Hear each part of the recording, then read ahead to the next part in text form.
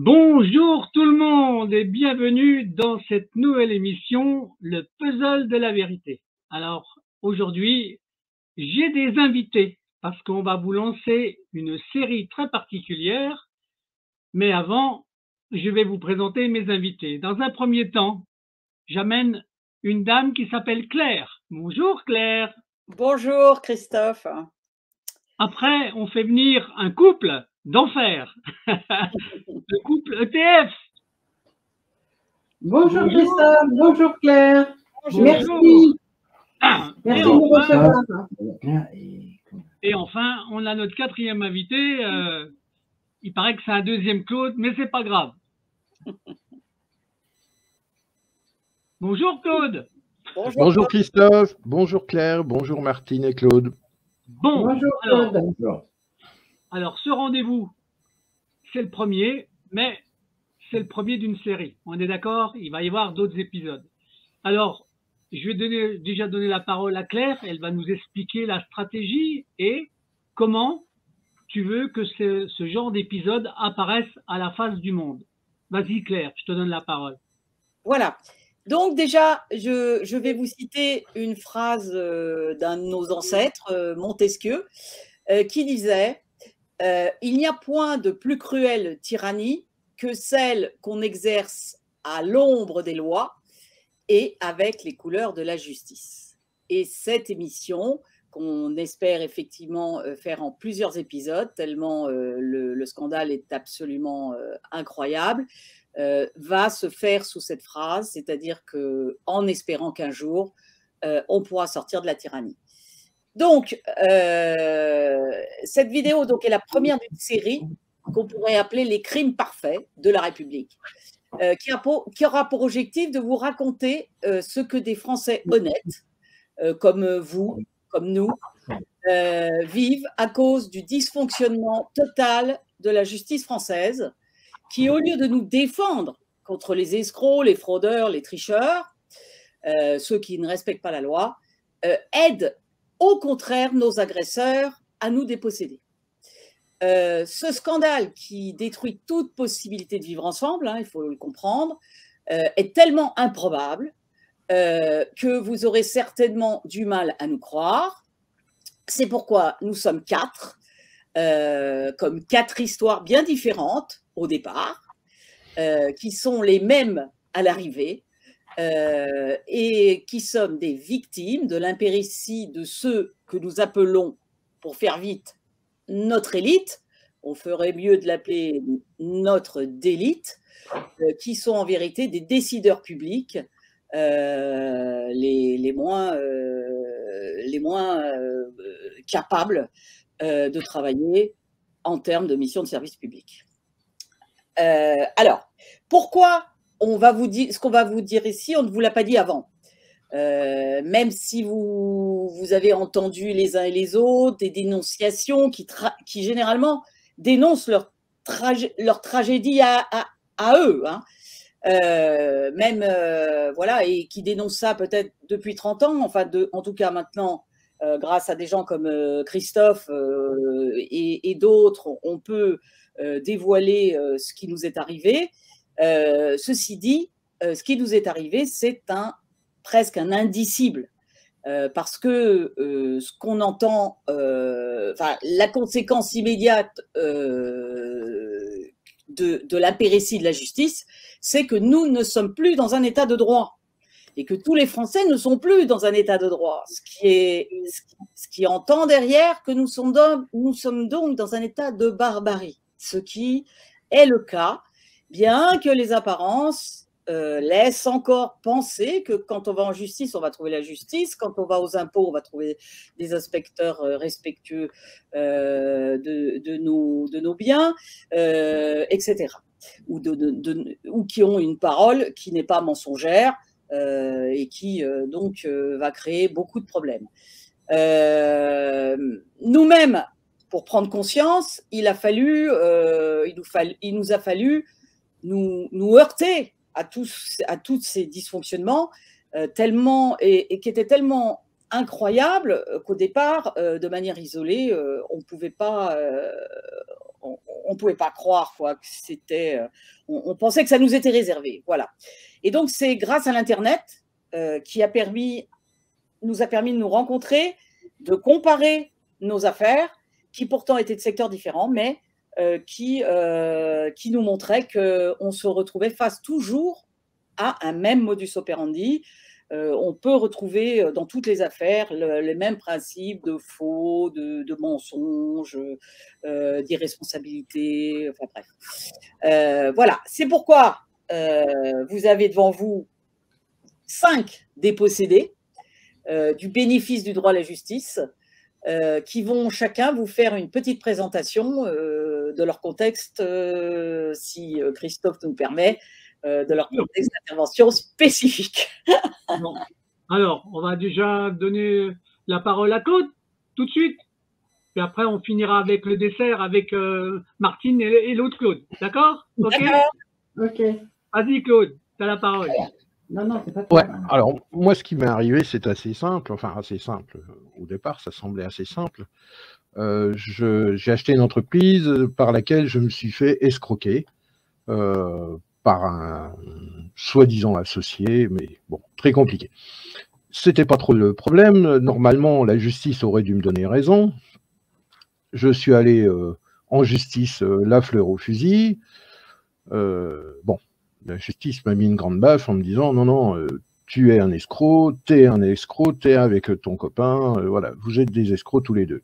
Ok, bon, j'arrive à prouver que je n'en étais pas un, mais ça ne plaît pas à mon inspecteur des impôts qui décide de me faire un redressement de l'entreprise et derrière de ma personne pour bien s'assurer qu'il pourra tout me voler, quoi. Donc, il trouve une solution pour me donner un redressement de 360 000 €. Et aujourd'hui, je me bats toujours, je suis toujours dans des actions en justice et c'est impossible. À chaque fois, c'est retour à la case départ. Il y a toujours quelque chose qui ne va pas et c'est impossible de se débarrasser de ce problème. J'ai toujours. Et aujourd'hui, maintenant, on me saisit mes terrains, on me saisit tout ce que je peux, tout ce qu'on peut. Vous voyez, je suis encore là, mais s'ils avaient pu me saisir, ils l'auraient fait, il n'y a pas de souci. Mais comme je ne dois pas valoir grand-chose à leurs yeux, je suis encore là. Voilà. Voilà en gros ce qui m'est arrivé et ce qui continue depuis 10 ans. Voilà.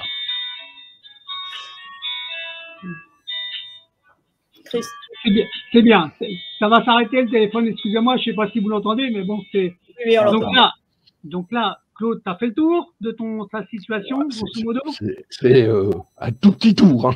D'accord, mais tu as fait une synthèse en fait. D'accord? Voilà, une toute petite synthèse. Eh ben maintenant, on va passer à Martine et à Claude qui vont nous raconter un épisode qui dure depuis pas mal de temps. Allez, Martine. Plus de 30 ans, hein. Plus de 30 ans aussi. Hein.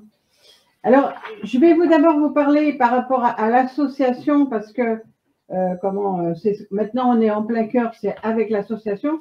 Et après, Claude va vous expliquer comment lui, il a subi une cabale au sein de la galerie marchande de Carrefour-Vitrolles.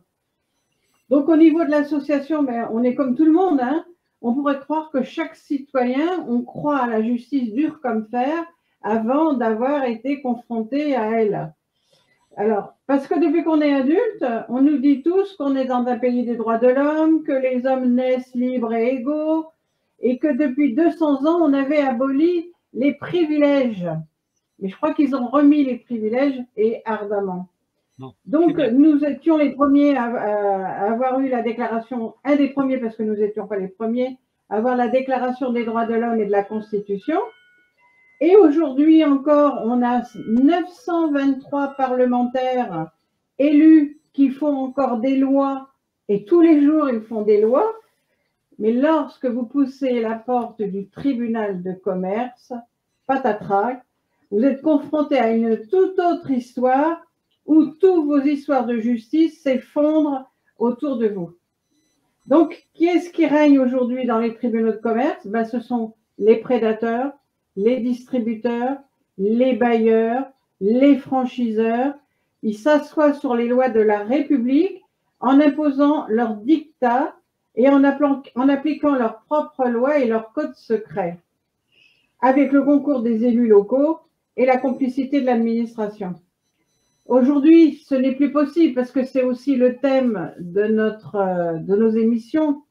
Donc, depuis 1960, ce sont des millions de chefs de petites entreprises, commerçants, artisans et leurs familles qui ont été broyés, éliminés, déclassés, dépossédés.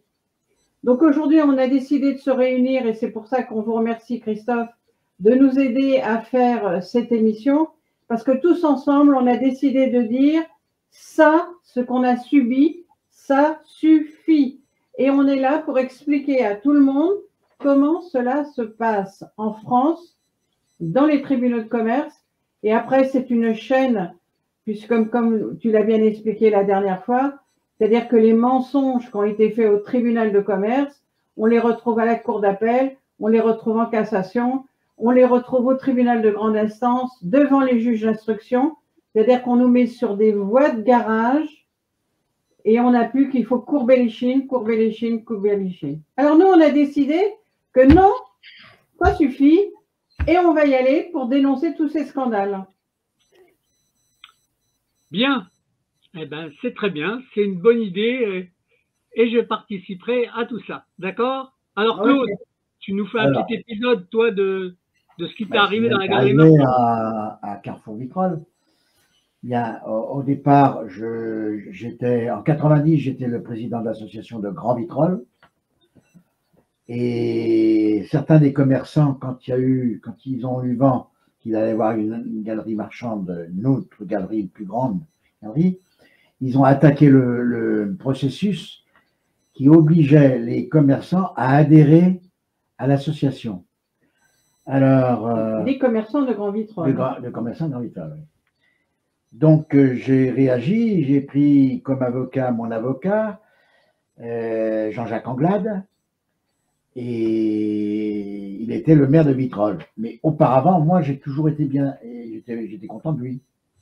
Il m'a gagné des procédures, tout ça, donc il n'y avait pas de problème. Avant d'être maire. Et avant d'être maire, bien sûr. Là, en l'occurrence, je réponds, et là, Carrefour, comme il tenait à avoir ces beaux commerciaux, et surtout l'adhésion à l'association, a trouvé un artifice pour me fiche dehors. Donc, dans le cadre des relations, j'avais émis un chèque à l'ordre de SGP, Société Générale de Plomberie, que je leur ai remis dans le cadre d'un magasin que dont j'avais obtenu un bail. Bon, les affaires se sont compliquées et là, ils ont encaissé, je répète, ils ont encaissé le chèque qui était libellé à la Société Générale de Plomberie. Donc ça, c'est interdit par la loi. C'est Carrefour. Vous ne pouvez pas encaisser votre chèque. Hein. Quand vous le recevez, je ne peux pas l'encaisser. S'il est libellé à votre ordre. Alors là, à partir de là, ça a été vraiment l'enfer. On a fait des procédures, on est allé faire une plainte. Et là, on s'est aperçu que c'était Carrefour qui avait fait. Soupçonné. Oui, je le soupçonne, mais bon, plus que je le soupçonne quand même. Hein. Et c'est lui qui a fait comment ça s'appelle les conclusions du réquisitoire. Les conclusions du réquisitoire. Du procureur. Du procureur, enfin du juge d'instruction, exactement. Mmh. Bon, donc là encore, parce que quand on a des procédures, on les commence à un point X et on les finit 10 ans après. Hein. Et là donc, j'ai donc perdu. Et donc je redevais, parce qu'il n'avait jamais, Carrefour dans sa comptabilité, a augmenté dans la comptabilité remise au tribunal. Il y avait 2 chèques qu'il avait encaissés mais qu'il n'avait pas mis. Et il y avait mon chèque de 20 000 francs, 20 000 francs, qui lui n'avait pas été mis à l'encaissement, alors que c'est lui qui l'avait encaissé. Donc ça fait évidemment un trou dans la trésorerie. Et il m'a poursuivi au tribunal et il m'a mis comment ça s'appelle? On est obligé de mettre en dépôt de bilan. D'accord. Oui, Bon, au départ, en cessation de paix. Une cessation de paiement, oui. Voilà. Donc, à partir de là, le 5 mars 92, là, alors là, c'est dramatique.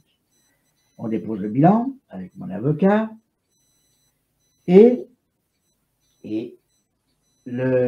d'abord, ils avaient saisi ma marchandise le matin de 6h à 6h30, à 6h20. Ils avaient pris toute la marchandise dans le magasin et ils m'ont saisi la comptabilité avec. Parce qu'il y avait la comptabilité avec tous les articles. Donc à 7h20, je n'avais plus rien. Je ne possédais plus rien. Et donc on a fait les démarches comme tout le monde le fait. On s'est aperçu bien longtemps après que Carrefour avait payé une de mes cautions, c'est-à-dire 32 884 francs. Donc j'ai des cautions, il m'a payé ce qui me... 332 000, exactement. 352 000, exactement. Et ça, en achetant, en prenant ma caution, je n'avais plus le fonds de commerce. D'accord? Donc ça, je l'ai su peu après, c'est quand j'ai eu les comptes. Donc on a fait, dans le cadre de la procédure, on m'a demandé de me présenter le 13 mars 92. Et là, à ma surprise, j'ai mon commissaire mandataire qui voulait intervenir pour expliquer mon problème. Jamais, jamais, jamais, lors de cette audience, le commissaire, M. Gorlier, a pu s'imposer, car le Carrefour, par son avocat, a fait un scandale c'était dans une chambre à huis clos, bien sûr, mais un scandale avec le président et tout. Il n'a pas pu avoir la parole, donc ça s'est terminé ils m'ont liquidé. Et le 17 avril, en un mois et demi, il y avait la prononciation de la liquidation. Bon. Donc c'est rare une liquidation qui va aussi. Donc j'ai pu récupérer toute la marchandise et ma comptabilité. Mais c'était fini. J'étais mort. Enfin, la société était morte. Et le 3 janvier 1993, la vente de 880 000 francs de marchandises a été vendue aux enchères 59 300 €. Excusez-moi. Et là, avec la différence, on pouvait payer tout. Voilà. Oui. Bon, Claude, après, on va revenir sur d'autres points que parce que sinon, ça serait trop long. Mais je veux insister quand même que pas le procureur, mais la femme qui a fait un non-lieu sur les 20 000 €. Le juge. Le juge, là, c'était grave aussi. Parce que dans le détail, tout était mis. Nous, dans notre défense, on a tout mis. Tout était bien indiqué et tout. Et là s'il n'y avait pas eu la justice pour couvrir les mensonges de Carrefour, j'aurais pu m'en sortir. Voilà. Là, déjà, c'est le premier coup près. Hein. D'accord. Bon, alors, pour faire une synthèse. Je n'ai pas présenté, moi. J'ai présenté l'ensemble du truc. D'ailleurs, j'avais oublié de vous dire. Vas-y, parle-nous de ton affaire. Ces émissions aussi, plus que de dénoncer des affaires, parce que bon, Claude pourrait effectivement, il y a tellement de détails dans nos affaires que ça devient incompréhensible. En fait. C'est pour ça qu'il ne faut pas rentrer trop dans les détails. Il faut faire des synthèses pour que les gens comprennent des mécanismes. Voilà, c'est ça, exactement. Donc, ce que je voulais dire aussi, c'est que cette émission-là, elle va servir à interpeller nos soi-disant dirigeants, notamment celle-ci, doit interpeller Monsieur Moretti, puisque c'est lui qui a charge de la justice de ce pays. Donc, tous les dysfonctionnements dont on parle maintenant, il faut bien savoir que sans la justice, c'est-à-dire sans une justice complice, il n'y aurait rien. Mais rien de rien. Tout se passerait bien, nous aurions nos vies, nous continuerions nos vies d'entrepreneurs tranquilles. Alors voilà, la mienne, c'est assez symptomatique parce que moi, je suis une native de l'Internet, même si j'ai des cheveux blancs. Ce qui veut dire que mon grand projet, c'était de faire en France une entreprise concurrente de Facebook, de Google, même d'Apple, s'il le fallait. Donc, j'ai pu développer une petite entreprise. Et puis, à un moment, comme tout le monde, hein, je rencontre un de mes associés qui décide qu'une femme ne peut pas diriger une entreprise de ce type-là, puisqu'aujourd'hui, c'est une entreprise qui vaudrait 44 milliards, hein, ce qu'a vendu Elon Musk, ce qu'a acheté Elon Musk, comment il s'appelle, Twitter. Donc, il décide de m'enlever les rênes. Pour ça, il n'y arrive pas par le moyen de l'Assemblée. Il va donc au tribunal de commerce de Versailles, pour ne pas le citer, et il va obtenir en une heure qu'on lui donne les rênes de l'entreprise que j'avais fondée, que j'avais dirigée absolument de manière excellente, dans une propriété. On ne peut pas imaginer mieux. J'avais créé une équipe, une ambiance, enfin, tout le monde était formé. Nous étions vraiment un superbe joyau qui aurait dû servir notre pays, puisque, comme vous pouvez le constater aujourd'hui, à part ces semblants d'entreprises numériques qui sont biberonnés à l'argent public, nous n'avons aucune belle entreprise de niveau mondial. Donc, et bien à partir de là, on pourrait dire, bon, bah voilà, mais c'était bon, je n'étais pas désespérée à l'époque, j'y croyais encore à la justice, effectivement, comme Martine, comme Claude, comme Claude. Et donc, eh bien non, ça va. En fait, je rentre dans un milieu avec des mandataires judiciaires. Très rapidement, hein, on fait de la cessation de paiement, on fait on fait de la liquidation sans respecter aucune loi, en disant le contraire de ce qu'on va faire dans le jugement. Enfin bref, tout est complètement vrillé.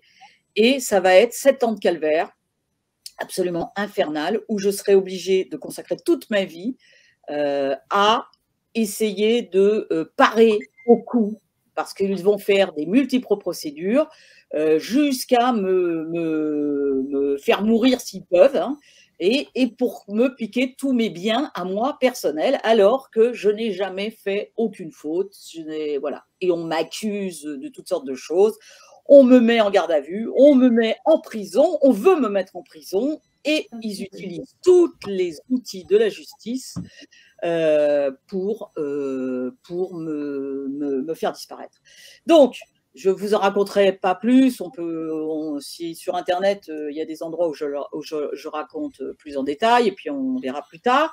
Mais pour vous dire, voilà, nous sommes 4 cas là déjà, puis avec le cas de Christophe aussi, qui sont complètement, qui ont été dépouillés à coup de force de la chose jugée, comme je dis, à coup de force de la chose jugée, c'est-à-dire au nom du peuple, on décide de vous condamner, on décide que vous avez fait des fautes, on décide que vous êtes des criminels, on décide que voilà, et surtout, quand on veut porter plainte, eh bien, on vous refuse vos plaintes, n'est-ce pas?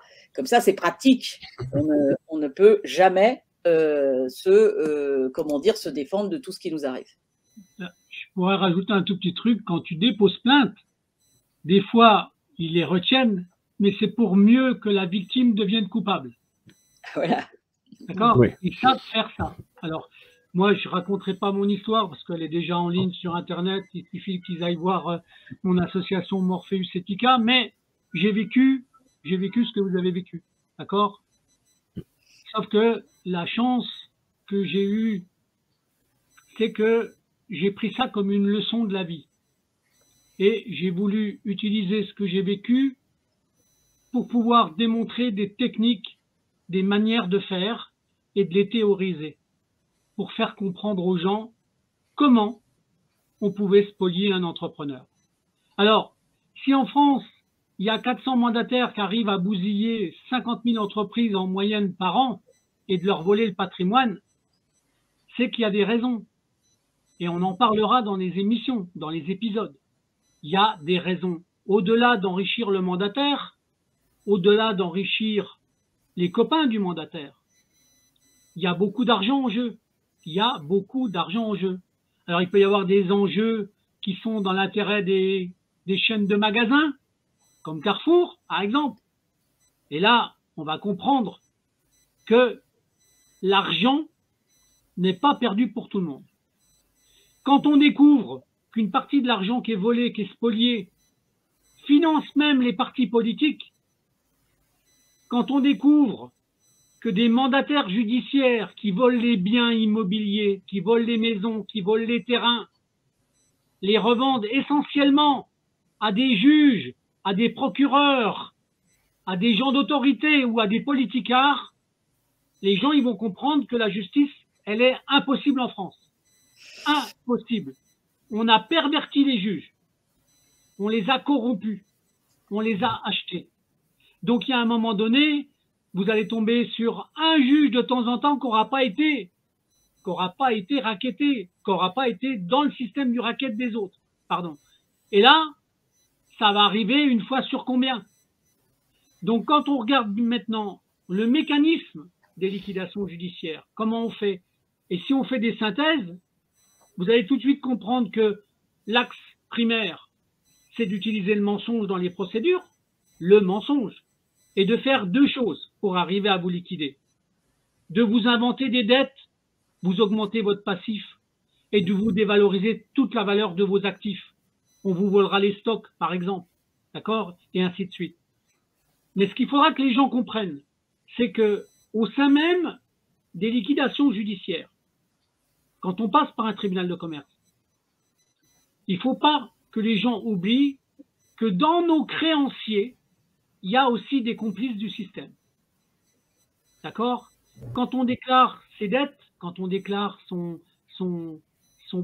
ses factures à régler, ce qu'on appelle nos créances, hein, pour que les gens comprennent. J'essaie de prendre des mots pour que tout le monde puisse comprendre. Ce qui va faire naître ce qu'on appelle dans la comptabilité le passif. D'accord? Il y a aussi la valeur de vos actifs.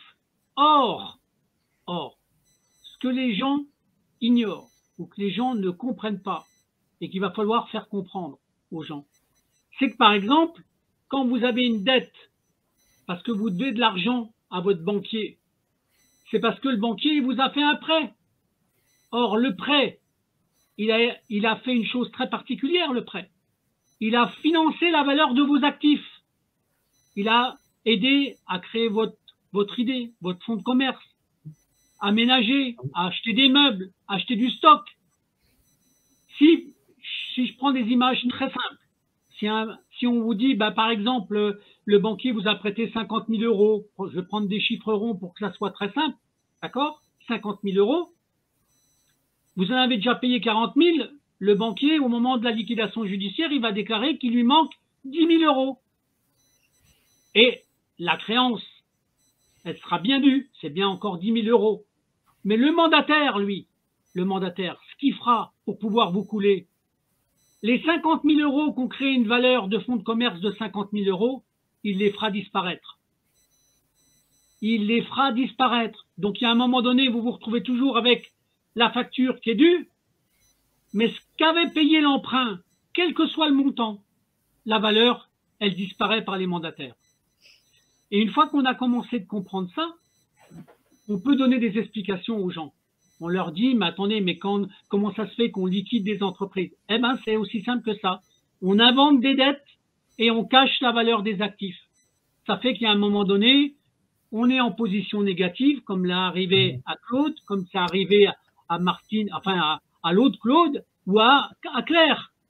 Donc c'est ça qu'il faut qu'on explique dans nos épisodes. Et moi, quand je fais mes émissions avec des victimes de la turpitude de la magistrature consulaire, parce que ça s'appelle la magistrature consulaire, quand on sait qu'au sein même d'un tribunal de commerce, la seule personne qui est compétente en droit et en justice, c'est le mandataire liquidateur. Tous les autres, c'est des pignoufs. Faut le dire. Ce sont des pignoufs. Ce sont des gens qui sont mis en place là, qui n'ont aucune compétence juridique. Ils sont là pour répartir des liquidations à leurs copains. Et de temps en temps, j'ai même dans d'autres émissions parlé de ça, où de temps en temps, quand vous avez un président de tribunal de commerce qui rencontre un de ses propres concurrents qui vient au tribunal de commerce, il va le liquider, hein. Tranquille, comme ça, il aura plus de concurrence. Ok? C'est comme ça que ça marche. Donc, voilà, moi je fais une synthèse, j'essaye de faire des synthèses, et quand vous parlez et quand vous exposez, quand vous amenez comment dirais-je, des mécanismes, vous allez voir qu'à chaque fois, tous les mécanismes correspondent à ce que je dis. Vas-y, Claire. Oui, parce que, donc effectivement, là, ça pourrait paraître aussi très tribunal de commerce, hein, parce que nous étions des entrepreneurs. Hein.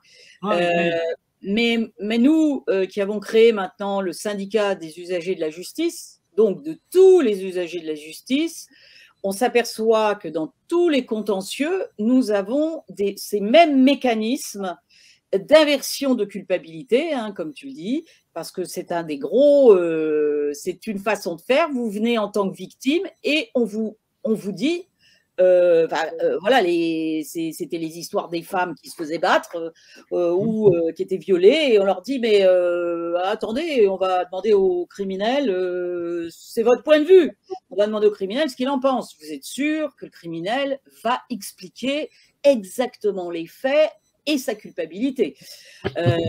Donc, on est toujours dans ce contexte-là où je ne sais pas pourquoi, je ne sais pas quelle formation ils ont, ils inversent les culpabilités. Donc, vous arrivez, vous êtes coupable. OK, bon. Et que ce soit le contentieux des curatelles, par exemple, où on va vous voler par des moyens de justice votre argent, votre retraite, vos successions. Ensuite, si vous avez des problèmes de divorce ou de tout ça, on va se servir de vos enfants comme d'une monnaie. On va entretenir tout un réseau de parasites qui sont à l'intérieur des associations ou, je sais pas, des assistantes sociales. Enfin, malheureusement, beaucoup de personnes sont impliquées dans tout ça parce que je pense que c'est de l'ordre de ce qu'on appelle du crime d'habitude. C'est-à-dire qu'ils oublient les conséquences de leurs décisions. Ce sont des êtres humains à qui on a donné le pouvoir de décider pour autrui, hein, quel qu'il soit. Et bien sûr, la plupart sont incompétents, ça c'est certain. De toute manière, comment peut-on être compétent pour décider du sort d'autrui si on n'est pas capable de comprendre la réalité des autres? On ne nous écoute jamais. Donc, on ne peut pas savoir la réalité des autres. Donc, ils n'arrêtent pas de répéter les mêmes histoires. Un entrepreneur, c'est un fraudeur. Une personne vulnérable doit être mise sous curatelle. Enfin bref, sans jamais réfléchir aux conséquences de leurs actes. Donc, c'est pour ça que par cette émission, nous voulons nous adresser à tous les Français parce que, quoi que vous fassiez dans votre vie, un jour ou l'autre, on va se retrouver devant la justice. Donc, il faut savoir maintenant que dès que vous allez y mettre le pied, je peux presque dire ça, vous êtes mort. Vous êtes mort, où il va vous falloir un courage tellement grand. Vous voyez, nous, on s'en est sortis, mais les épreuves ont été infinies. Donc, comme Christophe, on va essayer d'utiliser les épreuves pour progresser, mais il y a quand même des limites. Parce que le but, c'est de nous mettre à la misère. Donc, ce n'est pas facile de vivre dans notre société moderne sans argent, hein, sans propriété. Toutes vos propriétés, elles vont être annulées. Or, c'est quoi ces propriétés? C'est ce que vous avez mis en œuvre grâce à vos talents, peut-être même selon vos parents, les générations d'avant ont travaillé pour obtenir ces biens. Et ici, dans la société aujourd'hui, en 2022, vous allez, pour une raison ou pour une autre, vous trébuchez, comme on dit, on trébuche, on a un problème avec son mari, on a un problème avec sa femme, on a un peu peur de la retraite. Enfin, voilà, on trébuche. Et là, si on met le grappin sur vous, vous êtes mort. Vous êtes mort. Et donc, voilà, c'est pour ça que tous les acteurs qu'on va rencontrer sont d'une force considérable, puisqu'ils blanchissent. En plus, ils se blanchissent les uns les autres. Hein, ils s'amnistient. Ils s'amnistient les uns les autres, puisque personne ne respecte la loi, mais comme c'est fait tous les jours, eh bien, ils se protègent, ils blanchissent les fonds voilà, par des condamnations, en faisant croire qu'ils vous condamnent. Ben, moi, je suis condamné. On m'a demandé on voulait me faire payer un passif, mais peu importe ce qu'on voulait me faire payer, puisque de toute manière, il n'y avait aucune raison, de 1 250 000. Bon, les juges, hein, dans leur grande clémence, ils ne m'ont puni que de 50 000, mais qu'il fallait que je le donne en 8 jours. Imaginez la cruauté de ces êtres humains. La cruauté. On n'est même plus dans la décence. On ne peut pas faire ça à un être humain. Eh bien non, c'est pas gênant. Vous avez toujours des jugements comme ça, immondes, je le dis, immondes, et il va falloir. Donc, c'est pour ça qu'on vient et qu'on dit, ça suffit. Ouais. Ça suffit de nous céder de nos droits, de nos biens, de tout ce qui résulte de nos talents et de notre labeur. Ça suffit, vous n'avez pas les paroles, mais je peux vous dire, de nous faire spolier les fruits de notre travail, de tout ce qui est le plus précieux pour un être humain, puisqu'il l'a fait de ses mains. Ça suffit de ce que des familles entières ont mis des années à bâtir et à édifier, de le leur voler pour nourrir des parasites. Voilà. Donc, Claire, ce que je voudrais, pour que les gens comprennent par rapport à la continuité de ce que tu dis, d'accord ? Je voudrais faire un lien très particulier entre le monde des tribunaux de commerce et les conséquences qu'il y a sur le reste par rapport au lien qu'il peut y avoir sur toutes les autres juridictions. Alors, je vais donner un exemple simple pour montrer que quand on liquide une entreprise, si jamais l'entrepreneur, c'est un jeune entrepreneur, que c'est un jeune marié, la ruine du jeune couple, si jamais ils ont des enfants, le couple va divorcer et on va leur enlever les enfants. Et dans les procédures, on s'aperçoit même que certains enfants finiront même dans les réseaux de pédophilie. En partant que des tribunaux de commerce, en partant d'une liquidation d'un entrepreneur, d'un jeune couple, tu vas découvrir au fur et à mesure que toutes les choses sont liées les unes avec les autres. Et quand tu parles du syndicat de l'usager de la justice, quand tu vas tomber sur le monde de l'enfance, avec le mécanisme financier qu'il y a derrière pour enlever les enfants à des mamans, quand on enlève un enfant à une maman parce qu'elle aime trop son enfant, c'est prendre les gens pour des cons. D'accord? Et ça, en France, ça existe. Ça existe. Et toi, tu vas le rencontrer, au même titre que quand tu parleras des tutelles, de comment on déshérite. Alors, je vais te donner un autre exemple pour que les gens comprennent. Et dans les émissions, on aura l'occasion d'en reparler. Le mécanisme des EHPAD, d'accord, qui est en fin de compte un mécanisme arbitraire pour spolier le patrimoine qui doit aller dans les successions. Comment on fait payer à des anciens des montants pareils avec un service de merde qu'ils ont? Donc on s'aperçoit qu'on va mettre en caution le patrimoine des vieux. Et qui c'est qu'il y a derrière, à votre avis? Vous avez déjà étudié qui y a derrière? Eh ben, la France, c'est plus les maisons de retraite d'antan. C'est un mécanisme financier pour spolier le patrimoine en héritage. Il faut bien que les gens comprennent ça.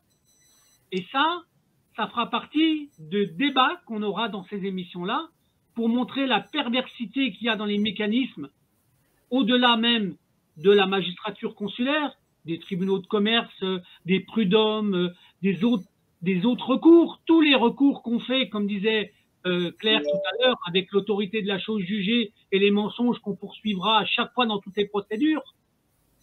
Mais il faudra bien que les gens comprennent que toute cette perversité-là, elle est liée.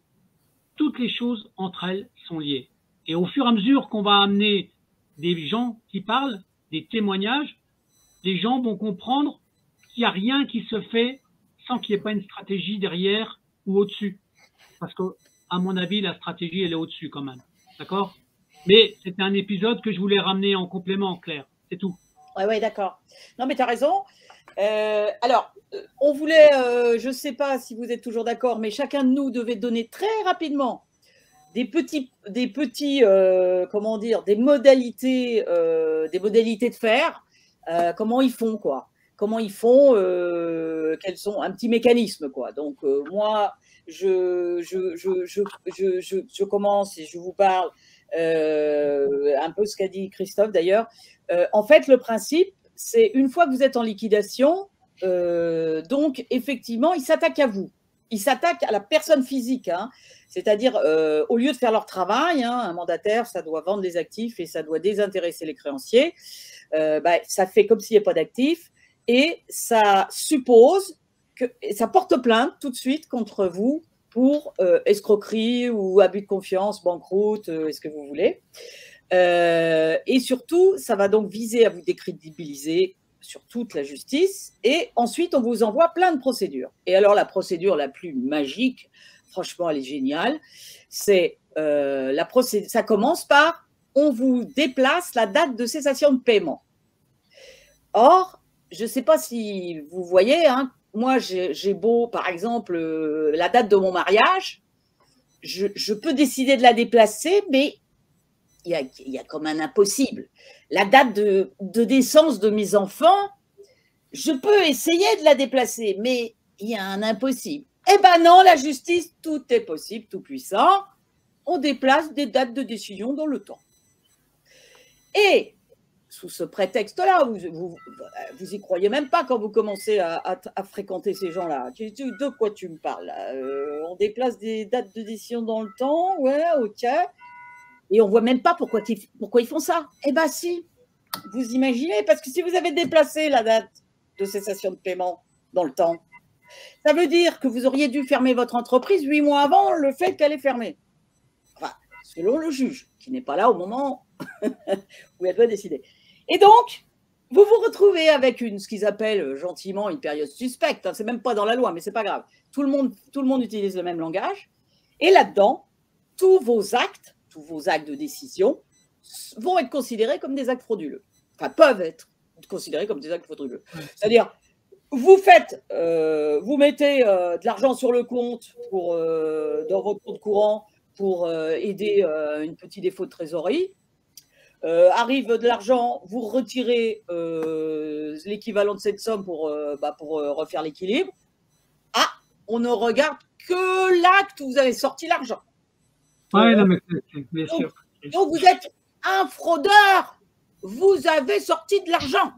Ils oublient totalement que si on fait, comme on est des gens très propres, quand on fait une opération dans un sens, c'est que certainement, il y aura l'autre dans l'autre sens, etc. Mais ça, c'est pas grave. Parce que là, donc, les juges, tout le monde dit « Ah, ben ils ont fait cette pauvre dirigeante, qui n'était même pas toute seule, hein, pour mon cas, donc on était 5 à décider, mais ça, c'est pas grave, on oublie. Hein. Eh bien, elle a, comment dire, elle aurait dû fermer sa boîte qui était en difficulté financière 8 mois avant. C'est une start-up, hein, donc ça ne marche pas du tout comme ça, mais ce n'est pas très grave. Donc, elle aurait dû fermer sa boîte, donc elle a fait une faute de gestion. Donc, vous avez toute la suite qui va durer. Et ce qui est rigolo, c'est quoi la suite? La suite, c'est que vous allez être puni, on va vous demander de l'argent, on va vous créer des dettes. Mais surtout, c'est quoi? À quoi ça sert de vous créer des dettes? Eh bien, ça sert à vous obliger à vendre votre maison. Et là, vous vous retrouvez tribunaux aux enchères et vous n'avez qu'à y aller, vous promener, vous verrez la désespérance humaine. C'est absolument terrifiant. Terrifiant, des gens qui ont été des merveilleuses personnes qui sont là, la tête basse. Oh oui, monsieur le juge, non, j'ai pas fait ça. Oh oui, irrecevable, oui, voilà. Et ça, c'est dégueulasse. Donc, donc, vous savez qui achète, parce que vous n'avez pas le droit d'acheter au tribunal aux enchères si vous n'avez pas un avocat spécialisé. Ah, on s'arrange entre nous. Eh bien, qui achète? Mais le juge commissaire, le mandataire, enfin pas le vôtre, hein, mais celui d'à côté. Le vôtre, il achètera les biens des autres. Faut quand même être discret. Et ensuite, les procureurs, mais pas le procureur direct, ses prête-noms, etc. Tout le monde de la justice se goberge, ils ont tous des SCI, de toute manière, se goberge des biens de ceux qui sont quand même des indépendants, qui ont travaillé comme des dingues pour obtenir ce qu'ils ont obtenu. Donc, nous sommes face à des parasites qui ont trouvé le biais grâce à la justice, pour vous piquer tout ce que vous avez construit. Ça va du banquier qui, effectivement, vous fait prendre caution, mais c'est des millions, on estime à 2000 milliards par an ce que piquent les banquiers aux tribunaux. Les banquiers, ils n'ont plus besoin d'être prudents, de vous faire des prêts à des conditions correctes. Non, plus tu es pauvre, plus tu as des biens, c'est impeccable, on va pouvoir te les piquer. Et c'est la seule chose qu'ils cherchent. Dernièrement, comment dire, je vous dis un peu les statistiques. Dernièrement, on vient l'Europe a décrété que, vous vous rendez compte que oui, il y a de la corruption en France et qu'elle est énorme. Elle est énorme de la part de j'espère que Claude va pouvoir nous en parler, mais elle est énorme de la part de tous ces gens qui vont en justice pour réclamer leur prébende, alors qu'ils sont souvent des fonctionnaires, des magistrats, des gens qui sont payés au mois, sécurité de l'emploi, et qui vont faire leur petit micmac Kodak avec des petits articles de loi, de façon à spolier ceux qui ont choisi l'indépendance, choisi de rendre service à leurs contemporains, parce que là, on se demande à quoi ils servent, ces gens-là, si c'est pour toujours nous mettre... En définitive, ils font leur marché au tribunal de commerce. C'est ça, il y a plein de tribunaux. Oui, c'est un peu le tribunal de commerce, mais au pénal. C'est le premier. C'est le premier. Oui, en correctionnel, avec les impôts, l'URSSAF, une collectivité territoriale. Mais peu importe, parce que c'est à tous les niveaux. Le banquier, c'est au tribunal d'instance qu'il va vous dépouiller. Enfin bref, ils ont tout plein de moyens. Ça c'est sûr, ils vont gagner. Donc de toute manière, c'est pour ça que force est de constater à travers. Alors, il va falloir que je vais laisser la parole aux autres. Je ne vais pas trop parler. Je vais laisser la parole aux autres pour dire des exemples de trucage comme ça, parce que moi c'était la cessation de paiement qui va permettre de créer une dette, une faute, une dette, et ensuite de vous voler votre maison. Donc voilà, s'il y en a d'autres qui peuvent expliquer les mêmes mécanismes aussi rapidement possible. Claude, non? Oui, j'y vais. Moi, c'est simple. Alors, donc, pour pouvoir me faire un contrôle fiscal, les impôts sont obligés de vous trouver. Alors, en fait, leur système, ils repèrent où vous habitez par votre déclaration d'impôt. Et ils envoient les courriers, bien sûr, pas à cette adresse. Ils cherchent une deuxième adresse où ils envoient, à la limite, même à une maison vide. C'est pas un souci du moment que, à un moment ou à un autre, le postier renvoie en disant n'habite pas à l'adresse, n'a pas répondu. Simplement ça. Donc, ils ont reçu 4 courriers. Moi, ils les ont envoyés là où il ne fallait pas, évidemment. Ils ont reçu 4 courriers en retour disant monsieur Auffrère n'a pas répondu. D'accord. Monsieur n'a pas répondu. Bravo. Tant mieux. On y va. Contrôle fiscal. Monsieur Auffrère ne répond pas, donc il est fautif. C'est à lui d'apporter toutes les preuves qu'il n'a pas fauté. Bon, voilà. D'accord. Voilà. Comme je n'en sais rien, comme on ne me dit rien, je n'apporte pas les preuves. Et là, c'est encore pire. On continue. Bon, il n'a pas apporté les preuves. C'est 60% pénalités. de pénalité. Il faut y aller, il faut payer, quoi. Donc, je me dis, bon, ok, j'y vais. Enfin, finalement, j'apprends par le mandataire qu'il me recherchait, bizarrement. Enfin bon, c'est encore des histoires bizarres, tout ça. Enfin, des magouilles à eux. Hein. Donc, j'essaye de répondre. Ah, mais monsieur, c'est trop tard. C'est trop tard, c'est fait. On a inventé votre comptabilité. Comme on ne vous a pas trouvé, c'est à vous de dire que c'est faux. Mais en tout cas, nous, tout est fait. Voilà. Vous nous devez 360 000 €, vous les payez. Sinon, bah, on viendra les chercher. Mais, 360 000 € de quoi? De quoi? De comment? Mais qu'est-ce que vous avez fait pour me trouver 360 000 €? Ah, mais monsieur Auffrère, et ils me l'ont encore dit cette semaine, devant témoin, monsieur Auffrère, il y avait de l'argent sur vos comptes. Il est passé de l'argent sur vos comptes. Ben, j'ai dit, mais heureusement qu'il est passé de l'argent sur mon compte. Si je monte une entreprise pour qu'il passe aucun argent sur mon compte, faut que j'arrête tout de suite, quoi. Il faut pas la monter, quoi. Mais c'était incroyable. On est dans un autre monde. Voilà. Et voilà. Et un exemple. Voilà. Et bon. Ben, merci pour cet exemple-là. Moi, j'en donnerai 2 autres après, mais je vais donner la parole à Martine ou à Claude après. Moi, je vous donnerai 2 exemples après, très précis. Allez-y, Martine. Oui.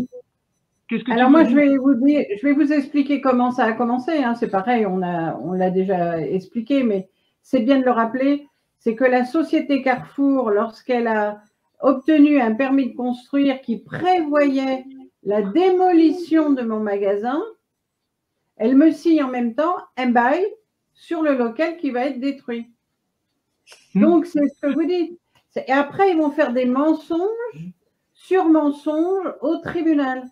Donc, ils vont dire, mais de toute manière, quand Madame Donnette, elle a acheté, elle savait très bien qu'elle allait aller dans l'extension, alors que je ne savais rien du tout, et que l'extension était déjà construite. Et l'extension va être construite 3 ans plus tard. Donc, de toute manière, vous avez plus de difficultés, vous perdez plus de temps à aller à faire la démonstration que c'est des mensonges, plutôt que défendre et de dire la vérité. Vous expliquez la vérité, vous en avez pour 1 page. Eux, ils font des mensonges, il y en a pour 10 pages. Et après, il y a une ligne qu'on n'a pas vue. Il suffit qu'il y ait une ligne dans leur mensonge qu'on n'a pas vue, qu'on n'a pas répondu, et ils s'engouffrent encore dans le mensonge. Donc ça, donc ils m'ont vendu, on a parlé qu'ils m'avaient vendu un magasin qui n'existait pas, il devait être détruit, d'accord? Ça leur a permis que quand ils m'ont déplacé, de doubler les loyers, naturellement. Ils ne font pas rien sans rien. Hein. Mais le pire, c'est qu'après, quand vous êtes en difficulté, que votre fonds de commerce a une valeur, parce que vous êtes dans une galerie marchande, les travaux, le magasin est propre et neuf et tout, eh bien, ils vous refusent la déspécialisation. C'est-à-dire, étant donné que vous rentrez avec une enseigne, alors déjà, l'enseigne, elle vous fait la procédure parce que vous voulez baisser l'enseigne. Déjà, vous avez déjà le franchiseur. C'est pour ça que je dis le franchiseur, le bailleur, le distributeur, ça finit tout en heure, hein, c'est des vrais prédateurs. Eh bien, lorsque vous avez la possibilité de vendre votre fonds de commerce, ils vont vous refuser à chaque fois, avec des motifs fallacieux, tout ce que vous voulez, soit parce que le produit existe déjà dans la galerie marchande, soit parce que cette activité ne nous convient pas, soit voilà. Moi, ils m'ont refusé 11 déspécialisations. Et pendant ce temps-là, comme vous n'avez pas d'activité dans le fonds de commerce, ben vous créez des dettes de loyer. Ben oui, automatiquement. Et après, vous êtes expulsé parce que vous n'êtes pas, vous ne payez pas vos loyers. Voilà. C'est un mécanisme. Voilà. Et quand vous expliquez au tribunal que de toute manière, si vous n'avez pas payé, c'est parce que vous n'avez pas, ils n'ont jamais vous laissé vendre, eh ben, le tribunal, il ne vous écoute pas. C'est ça le problème. C'est qu'on n'écoute pas les victimes. Ils n'écoutent pas les victimes. C'est la première chose. Et c'est là où on doit travailler. C'est comment dénoncer les malversations. Parce que c'est un peu facile de nous envoyer sur la cour d'appel qui va encore durer 3 ans ou 4 ans. Alors que quand il y a un vice dans la procédure dès le départ, que ce soit au tribunal de commerce, quand ils font défaut, par exemple, moi, au tribunal de commerce, c'est violation d'un droit à un procès équitable parce que je n'avais ni mon mandataire liquidateur, je n'avais ni mon avocat, et je n'avais pas été prévenue de l'audience. Donc, ils m'ont jugé sans que je sois présente. Alors, ils font passer toutes les dettes que vous voulez. Hein. Non, bien sûr. Et Non, après, mais c'est des mécanismes. vous n'êtes pas obligé de partir en appel sur ce jugement, alors que c'est eux qui ont violé la loi. D'accord? C'est le tribunal qui viole la loi, et c'est vous qui êtes obligé de payer un avocat, de partir en cour d'appel pour dénoncer que le tribunal n'a pas fait son travail correctement. Pas possible. Voilà. Et c'est là qu'il faudrait, si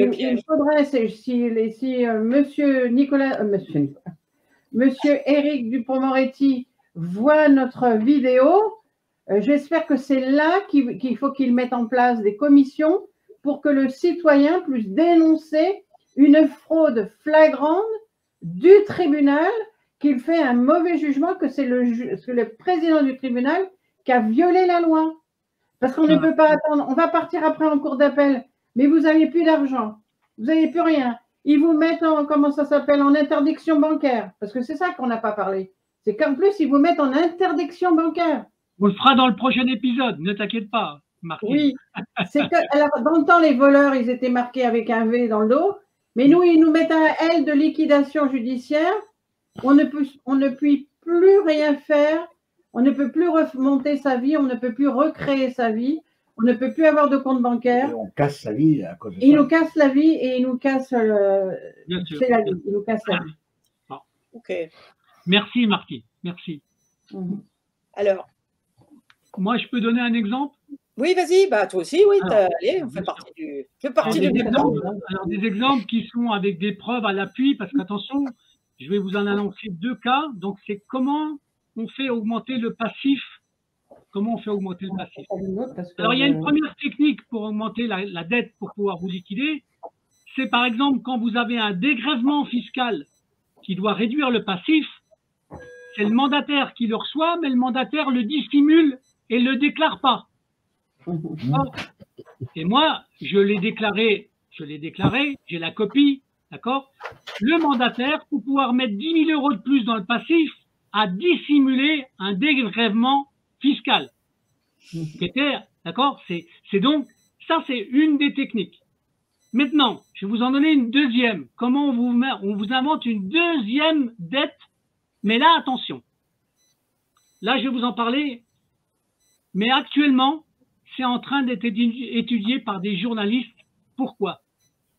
Parce que la dette qu'on m'a créée, elle a été créée par une société très importante. Alors, je vais vous dire comment cette dette-là, elle est arrivée. Elle n'est pas grosse, mais ça a augmenté le passif de 7 800 €. D'accord? La dette, quand vous êtes patron d'une entreprise, vous avez le droit d'avoir une voiture.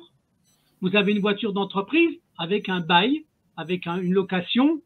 Et moi, ma vente, elle avait été faite par une société qui s'appelle Crédipart. Alors, écoutez bien ce que je vais vous dire. Crédipart, c'est une société qui appartient au groupe PSA Citroën. Peugeot Citroën. D'accord?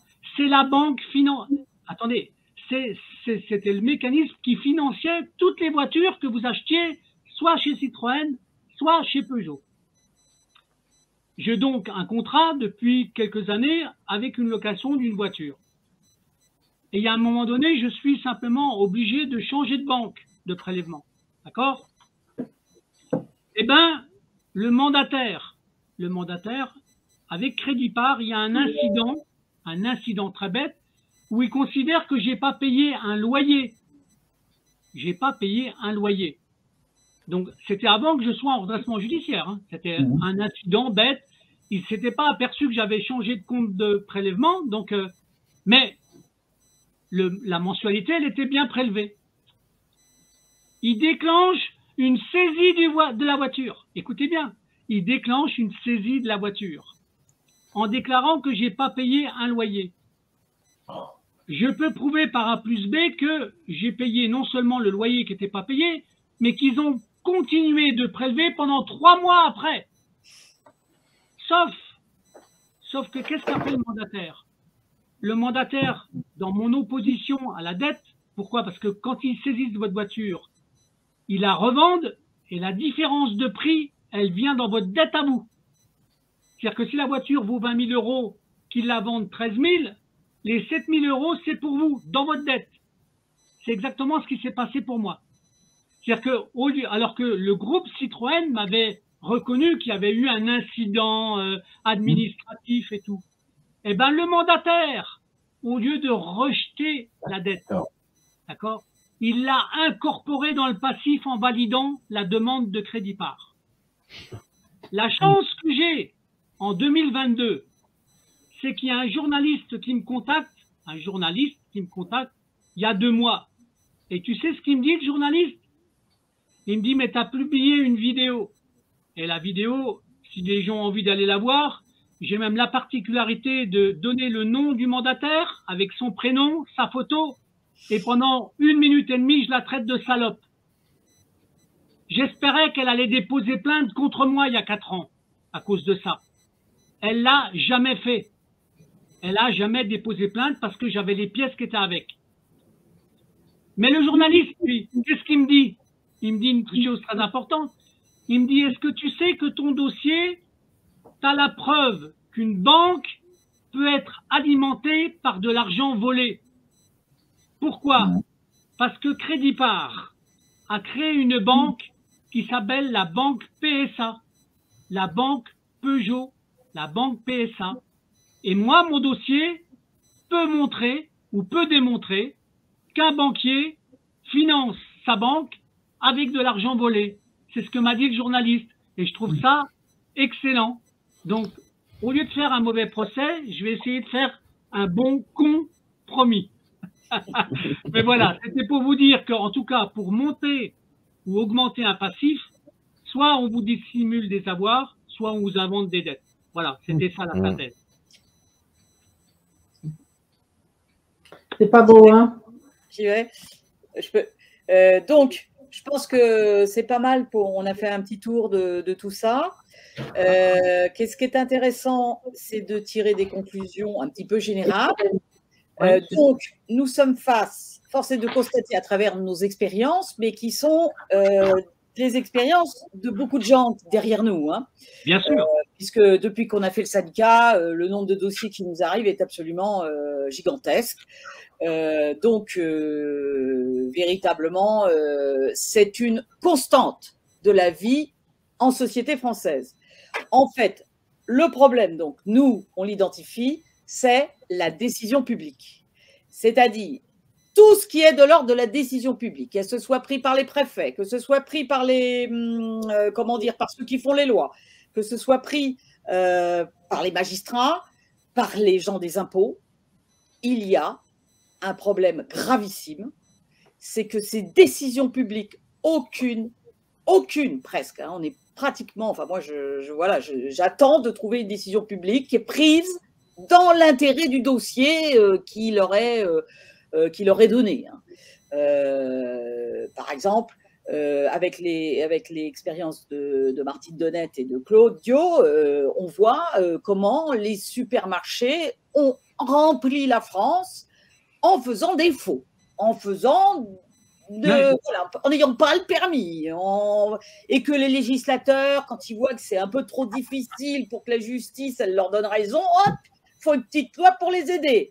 Et rebelote. Et tout ça, ça se passe entre copains, entre niveaux intellectuels du même ordre, ce qu'on appelle l'élite. Hein.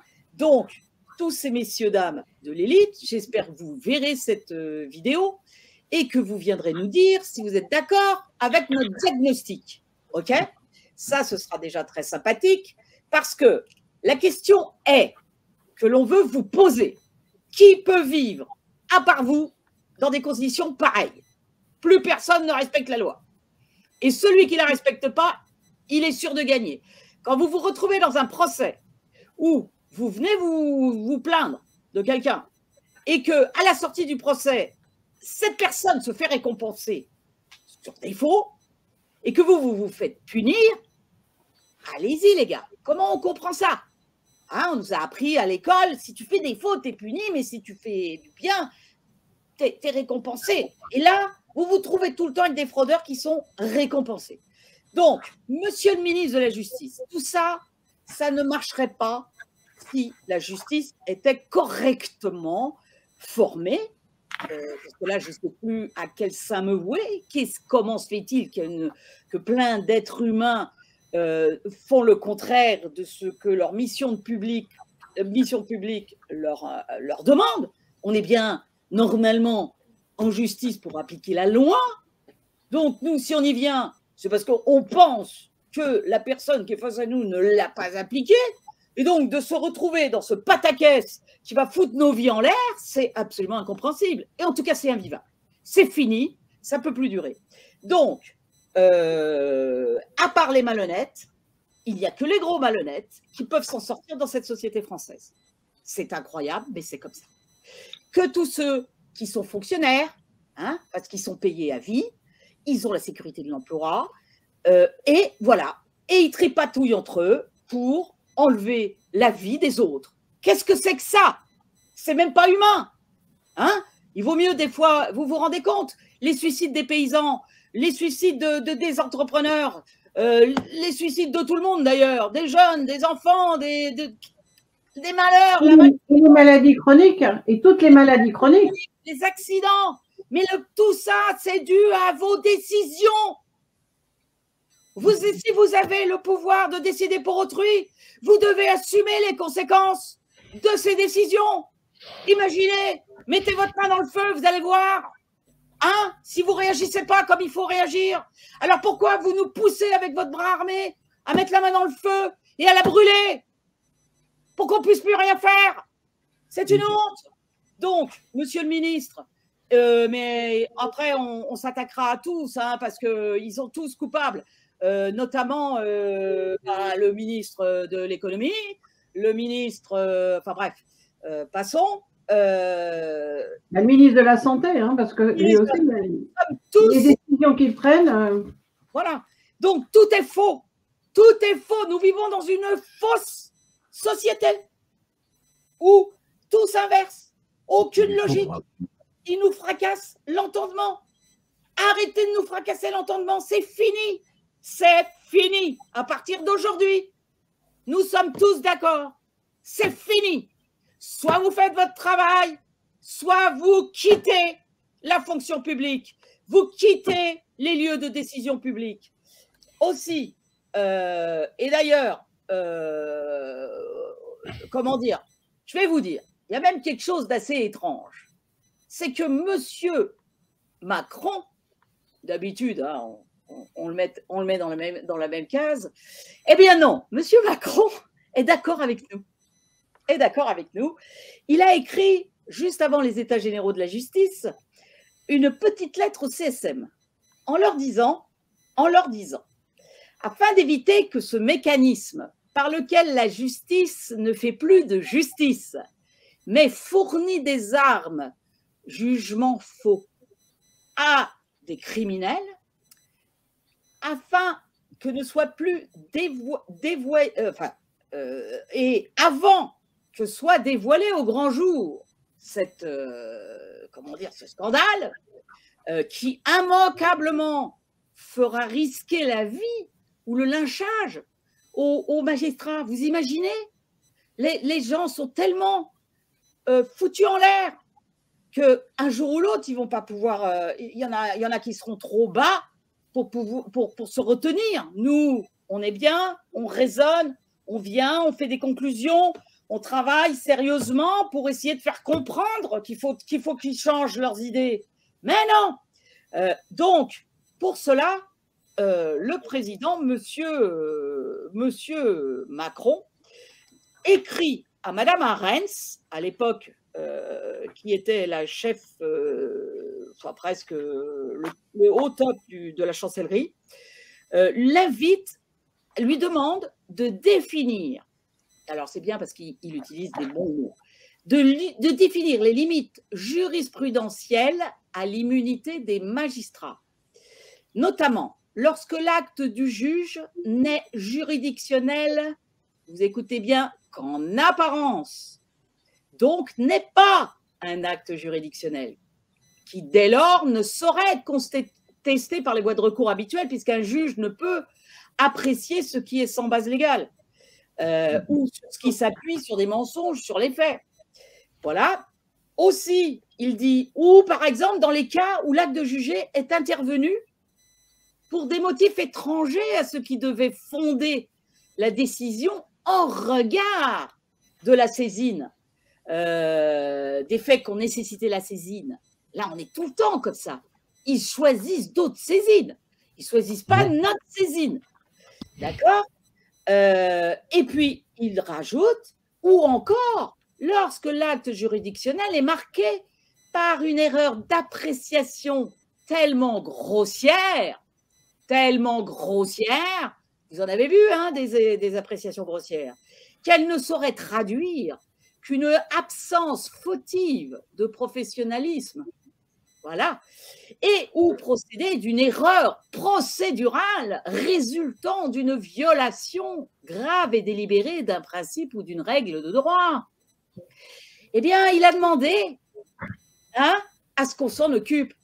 Eh bien, vous savez, en une lettre qui faisait 3 pages, le CSM, il a répondu en un document de 30, où, je peux vous le promettre, aucune solution n'a été trouvée à ce problème. Ils ont réussi à parler de tout, sauf de résoudre cette problématique. Eh bien, on va le faire. Donc, c'est pour ça qu'on le dit. Tout le monde devrait le savoir, ce qu'a écrit M.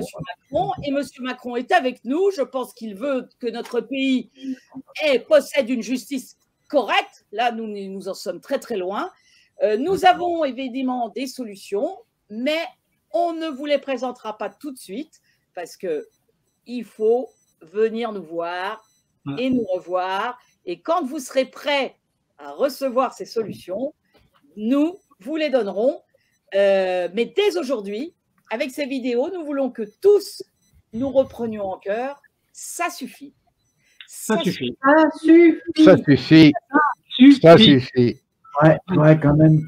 Et donc, c'est terminé que les décideurs publics qui ne sont pas d'accord avec nous, avec notre diagnostic, se lèvent et nous apportent la contradiction.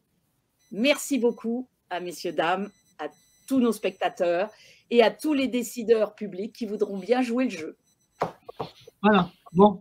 Est-ce que ça sera le mot de la fin? J'envoie le générique ou il y a encore un petit mot à dire? Il faut donner nos adresses. Juste une intervention, une précision. Oui. Une grande précision. Ce que nous avons dit, nous avons profité des États généraux en septembre 21 pour adresser à M. Dupond-Moretti, ministre des Gardes des Sceaux, ce que nous avons subi. Nous avons aussi fait, et nous lui avons remis notre livre, et nous avons fait la même démarche le même jour à M. le Premier Président, Mme le Procureur Général de la Cour d'appel d'Aix-en-Provence, où on lui a tout expliqué, les raisons pour lesquelles on a nous-mêmes, entre guillemets, failli, parce que nous, on n'a pas failli, mais eux ont failli. Mais on attend toujours la réponse. Et précisément, quand on est allé voir le président et Madame le procureur général, quand on a eu la secrétaire, elle n'était même pas au courant qu'il y avait des États généraux. Alors, Monsieur le Président de la République, faites plus d'efforts, prenez contact avec les gens de la justice, et donnez-leur des ordres, et pas des ordonnances aussi. Voilà. J'avais une petite phrase en plus à dire à M. Moretti et à tous nos députés, nos sénateurs. Ce n'est pas en mettant plus d'argent dans un système qui dysfonctionne que vous allez régler le problème. Parce que ce que vous allez faire en donnant plus d'argent, d'ailleurs vous allez donner plus d'argent aux magistrats, vous allez augmenter les dysfonctionnements. Il ne faut pas être sorti de Saint-Cyr ou de vos grandes écoles pour comprendre cette évidence. OK? Donc, il va falloir trouver d'autres solutions. Voilà. Bon. C'est bon? Oui, on peut donner nos adresses mail aussi. Ah ben, moi, vous donnez vos adresses mail, mais moi, je pourrais mettre, si vous voulez, au bout de la vidéo, tous les contacts. D'accord? Ouais, donc, je pourrais mettre les emails, les numéros de téléphone si vous le voulez, il n'y a aucun problème, avec les adresses de tout le monde. et notamment ce que m'a donné Martine, c'est aussi les pages avec des articles de loi qui sont importants que je mettrai au bout de la vidéo. D'accord? Super. Merci ça, beaucoup. Ok. Alors, donc, en vérité, c'est notre premier épisode, d'accord? Si on avait un petit point de synthèse, on va dire que si les mensonges qu'on subit, ils prennent l'ascenseur, nous, on prend l'escalier, mais on amène la vérité. D'accord? C'est plus long. Et la Ouais. vérité, Et la maintenant, il vérité- va falloir que ça aille vite. Parce qu'ils Oui, en mais- profitent. La justice lente, c'est fait pour nous abattre. oui, mais on est presque au bout de l'escalier. On y est, là. On arrive dans les dernières marches. OK? C'est génial. C'est Bon. génial. J'envoie Merci, le générique, les jeunes. Ouais. Merci Ok. Claire, merci Au revoir à Claude. tous. À tous. Au revoir. Et on se donne rendez-vous à un prochain épisode. C'était le premier. OK? Oui. Voilà. À très bientôt Salut, pour les les jeunes. dernières nouvelles de demain. À plus. À bientôt. À bientôt. À bientôt, au revoir. Au revoir.